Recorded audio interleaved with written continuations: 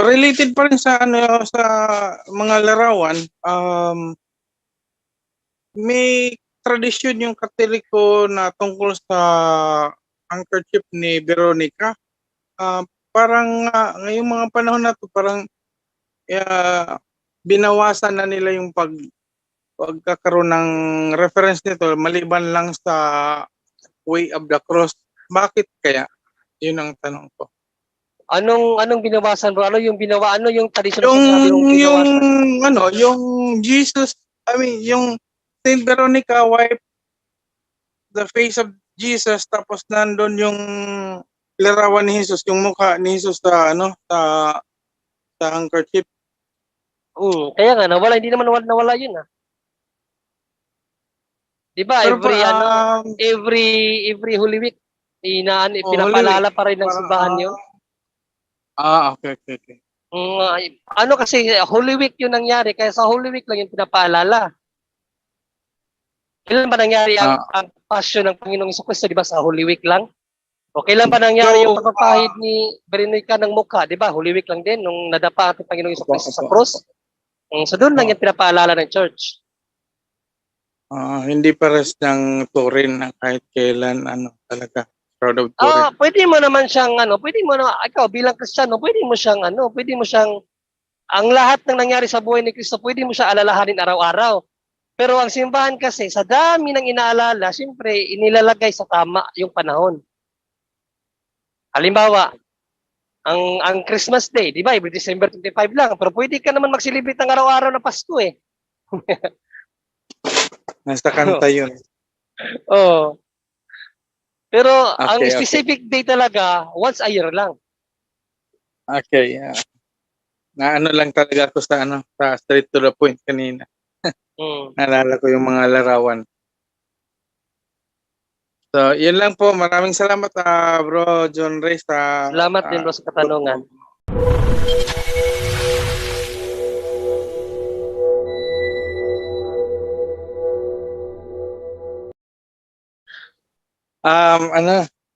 Ayun. Yung katanungan ko naman po ito naman po ay napanood ko lang sa isang Muslim channel. Sabi nila, Jesus ay Diyos, tama naman. Pero kung yung question nila ngayon ay, kung Diyos si Jesus, at dahil Diyos siya ay alam niyang lahat, bakit hindi daw niya alam ang katapusan ng mundo? Yes, isa yun sa mga kumangkayang tanong sa hindi lang sa Muslim, Iglesia ni Cristo, pati yung Jehovah's Witnesses magtanong dahil yung official teaching mga Jehovah is hindi pag ang official teaching na pagkilala ng ating Panginoon Jesus ay hindi Diyos pero medyo malangan sila, tanggapin nila pero mighty lang, hindi almighty. Pero yun ay sa mga tanong, kung Diyos ang ating Panginoon Jesus, bakit hindi niya alam ang katapusan ng mundo? Kung ating basahin ang naturang talata, isa sa mga gamitin nila, Brother Jando, na talata yung sandali lang, Brother Jando. Yung talata, Brother Jando, sa Luke 17:20 to 26 to 30. Minsan, si Jesus ay tinanong ng mga Pariseyo kung kailan darating ang kaharian ng Diyos. Sumagot siya, walang makikitang palatandaan ng pagdating ng kaharian ng Diyos at wala ring makapagsasabing narito na o naroon, sapagkat ang kaharian ng Diyos ay nasa inyo. At sasabihin niya sa mga alagad, darating ang panahon na hahangarin ninyong makita ang isa sa mga araw ng anak ng tao, ngunit hindi ninyo ito makikita. Ang pagparito ng anak ng tao ay matutulad sa kapanahunan ni Noe. Ang mga tao nooy nagsisikain, nagsisiinom at nagsisipag-asawa hanggang sa araw na sumakay si Noe sa barko. Dumating ang baha at namatay silang lahat. Gayun din ang nangyari nung panahon ni Lot. Ang mga tao ay nagsisikain, nagsisiinom, bumibili, nagtitinda, nagtatanim at nagtatayo ng bahay. Ngunit ng araw na umalis si Lot sa Sodoma, umulan ng apoy at asupre at natupok silang lahat. Ganoon din ang mangyayari sa pagdating ng anak ng tao.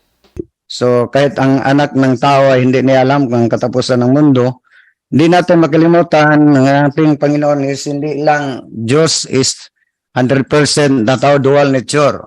So sa yung naturang talata, hindi niya alam sa referado yun sa kanyang pagkatao. Diba? Hindi niya alam bilang tao. Dahil ang ating Panginoon Jesus bilang tao, nagalit siya, umiyak siya sa namatay si Lazaro ayon sa Juan 11:35 at nagalit siya yung ang templo, bahay ng kanyang ama, ginawa ng palengke. So nagalit siya, kung baga para sa atin nag-wild, di ba? Bilang isang tao, nandiyan sa kanyang nature bilang tao. So yung naturang talata bilang tao hindi niya alam. Pero sa logic, kung absolutong hindi niya alam, at siya lang ang babalik di ba? Kung hindi niya alam, siya lang ang babalik ayon sa Judas 1:14-15. Kasama niya ang libu-libong mga santo, mga banal. So siya ang babalik. So huwag niyong sabihin nga siya ang babalik pero hindi niya alam kung kailan siya magbabalik. Sa katapusan ng mundo o second coming, di ba? So alam niya bilang Diyos dahil nasa kanya ang omnipresence, omnipotence, at omniscient. Pero bilang tao, hindi niya alam. Brother. Okay, maraming salamat po. You're welcome.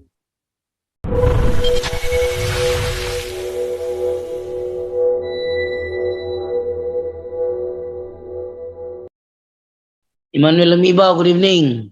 Good evening, Brother John. Rinig na po. Yes, Hello. naririnig ko. Go ahead. Mapagpalang gabi. Bro, medyo apologetic lang po ito kaya sa iyo ko na rin siguro itatanong. Kasi kung natatandaan po ninyo, mayroon po tayong laging na i-play minsan. Ewan ko saan narinig ko yon, yung Iglesia ni Cristo na nananalangin na kung saan halos pumalahaw siya, umiiyak, tas humihingi ng paghihiganti. Huwag mong pabayaan ang aming tagapamahan ng pagdalaga. Ama! Ama! Ama, huwag mong pababayaan ang kapatid na ikaw tumanalo. Ama! Para sa iglesia, ingatan mo! Hawakan mo! Hawakan mo! Hawakan mo!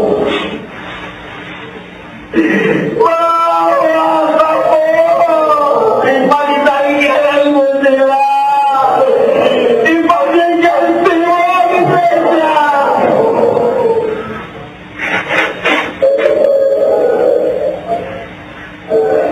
Basta kitang ginagawa ng mga tampalatang iyan.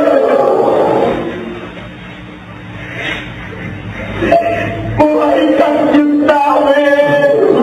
Makapangyarihan ka sa lahat. Ama! Pakinggan mo ang daig ng bayan mo. Ipagkakasi mo kami. Mangyari po kasi nakatikatihan ko minsan na makisawsaw dun sa keyboard warrior. At nauwi kami sa ganitong usapan. Binato ko yon na sa pag-iisip ko na mali naman yung ganong pamamaraan. Ang tanong ko muna, Brother Jando, tama ba o mali na isangkot natin ang Diyos sa pamagitan panalangin na ipaghiganti tayo? Yan muna ang tanong ko. Tama ba na isangkot ang Diyos sa paghihiganti? Oo, kasi sa panalangin na yon na ng INC, umiiyak siya, nasabi niya, Ama, ipaghiganti mo kami. Di ba? Parang ganyan yung content niya. Oo. Tama bang motibo yon o intention? Mali. Ngayon, Mali. sige po. Mali dahil hindi naman hustisya ang hinihingi mo kundi paghihiganti. Mhm. Oh. Mangyari So, kasi, Yan na lang na ang Diyos. Halimbawa, may talata sa Biblia, nakalimutan ko lang kung anong version, na ang Diyos ang maghihiganti. Mga minamahal, huwag kayong maghihiganti. Ipaubaya ninyo yon sa galit ng Diyos, sapagkat nasusulat, akin ang paghihiganti, ako ang gaganti, sabi ng Panginoon. Na ang Diyos mismo ang maghihiganti. Pero yung magre-request ka na ipaghiganti mo kami, mukhang sa tingin ko hindi maganda. Pero kung bigyan niyo kami ng hustisya, ayun. Katanggap-tanggap yung yung patungkol sa hustisya. mhm. At saka Bro Jando, dagdag ko lang Bro Jando. Yes. Ang may ginagamit kasi sila dyan Bro Jando sa Jeremias Yes, 15-15. si 15 na Mm. sumigaw si Jeremias na ipagiganti mo ako. Pero tandaan mo bro, lumibaw ang turo ng simbahan. To know the Bible, kailangan gumamit ka ng exegesis. Huwag exegesis. Mhm. Ano ba yung exegesis? Sino ang nagsalita? Bakit ito sinalita? Ano ang dahilan kung bakit ito sinabi? At ano ang setting nung time na ito ay sinabi yan ng 4? O sino Mm. nagsalita noon? Si Jeremias. Yun ba ang sinabi ni Jeremias? Sa Diyos ba yun? Hindi. Bakit? Ang sabi ng Diyos, siya ang maghihiganti. Huwag kang maghiganti. So probably, feelings yun ni Jeremias. Mhm. So dapat ba yung sundin? Probably hindi. Kasi ayaw nga ng Diyos na maghiganti ka. Bro, Okay. misinterpretation yun. Gamit tayo ng exegesis pag gumagamit sila ng Old Mm. Testament. Kasi ang Old Testament, hindi naman yan sinulat ayon sa time natin. Opo. Mm. Bro, sa makatuwid ba itong naging damdamin ni Jeremias ay hindi naging tama sa paningin ng Diyos na ibulalas niya? Kasi sabi niya, ipaghiganti mo ako sa mga umuusig sa akin. Huwag Well, kang yes. papayag sa kanila. For me bro, yes. Okay. No, bakit? Ang Diyos ay hindi nagbabago. Mm. Ibig mo bang sabihin, binago na niya ang sinabi niya nung sinabi niya sa Romans 12:19 na huwag kang magiganti. Ang Diyos ay may isang salita pag sinabi niyang wag. Okay. Pero dahil tayo ay tao, naunawaan tayo ng Diyos. Kung saan natin nahuhugot yung mga ganyang pananalita dahil sa ating paghihinagpis, paghihirap, kaya nakakapagsalita tayo ng ganyan. Pero hindi yan Hindi nais ng excuse Diyos. to na gamitin Hindi natin. yan. Yes. Natamimi Kasi ako doon bro sa totoo. Hindi ko alam yung verse na itatapat ko. Sabi ko, oo nga no, propeta pa to. Ibig sabihin, makatwiran din na yung panalangin ng- nila ay tama. Hindi lahat ng sinabi ng propeta tama. Halimbawa, Ayun. tulad na lang nung sinabi ni Pedro na huwag kang mamatay Panginoon. Anong sabi ng Panginoon Jesucristo sa kanya? Umalis ka Satanas. Oo nga. Bakit? Kasi mali yung nasabi ni Pedro. Oo. So hindi na nangangahulugan na ang propeta ay mali na. Kala ko nasupalpal na ako. Hindi ako makasagot talaga eh. Pero naunawaan ko talagang yun nga, Importante talaga confirmation. bro. Importante alam mo yung exegesis. Mm, Hindi ka mawawala diyan.